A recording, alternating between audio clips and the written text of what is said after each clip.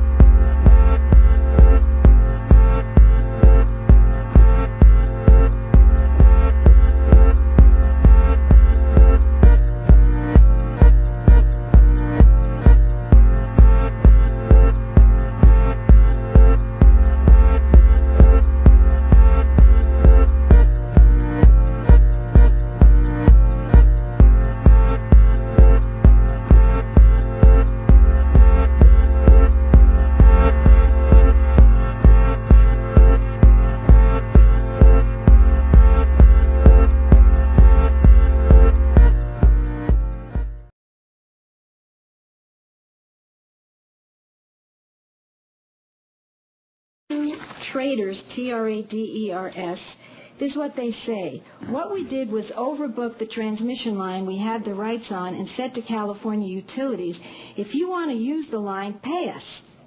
By the time they agreed to meet our price, rolling blackouts had already hit California, and the price for electricity went through the roof. Did you have any knowledge that this was happening? The only thing that I'm aware of, Senator, is there was a difference of opinion on the rules of the independent system operator. It was just set up. The rules weren't quite clear.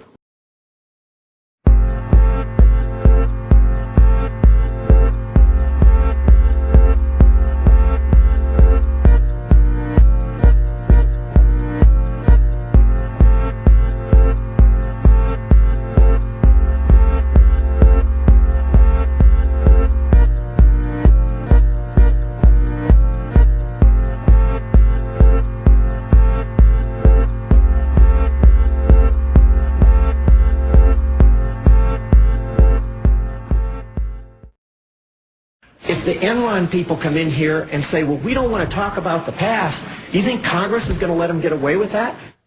A fascinating hypothetical. What would happen if the Enron guys got dragged before Congress? I must respectfully decline to answer, on Fifth Amendment grounds, all the questions of this committee and subcommittee. Will you invoke your Fifth Amendment rights in response to all questions here today? Yes, I will. I respectfully decline to answer the question based on the protection afforded me under the Constitution of the United States.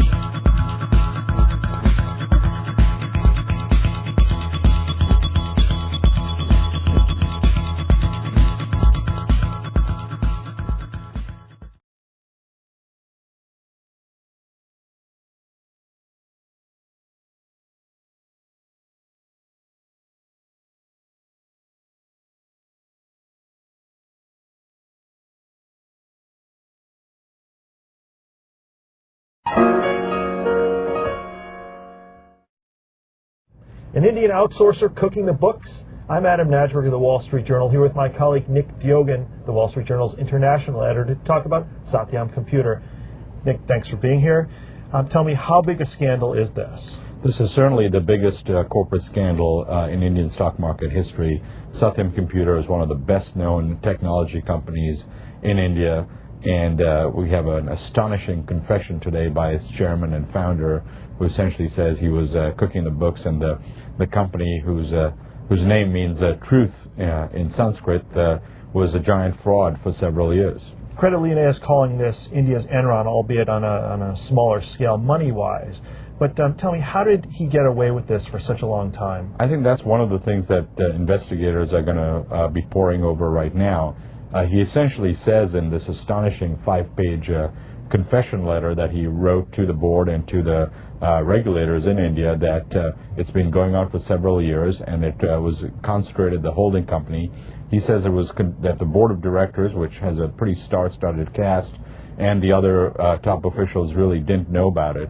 I'm sure that's something people are going to look to see, whether he had any accomplices, and how could a company of this size, which was on the NYSE, which was audited by PricewaterhouseCoopers, how could they get away with it for so long? I think whether it becomes and is seen as India's Enron, a lot will depend on how investors react, and so far investors are not reacting well. The Indian stock market was down more than 7% today. It's really shattering the confidence of a lot of investors, both foreign investors and individual retail investors. Well, let's take a look at this for a second. What investors aren't feeling very good right now, but what's the outcome of this likely to be for investors, but also for the people who work for this company and its clients? It has some very big blue chip companies. Yeah, it's interesting to see. I mean, some of the other rivals have been hit, but some of them are expected to benefit. You've seen some of the rivals to Satyam, like Infosys and others, their stocks have risen today because people think that the Satyam is obviously going to lose a lot of business. The Satyam stock, which has gotten hammered today, and Satyam employees, who knows what's going to happen to them. It's also a particularly bad time because the technology outsourcing sector is starting to cool already. The Indian economy, just like a lot of other economies, is starting to cool. So it definitely doesn't help on that level. And I think people are just going to start to wonder about the transparency of some of these companies. The chairman, Mr. Raju, his comment today was quite stunning. He said he did it for so long, and finally he couldn't keep it up. He said it was simply unmanageable proportions, and it was like riding a tiger, not knowing how to get off without being eaten. Well, Nick Diogan, thanks for being with us. For the Wall Street Journal, this is Adam Najberg.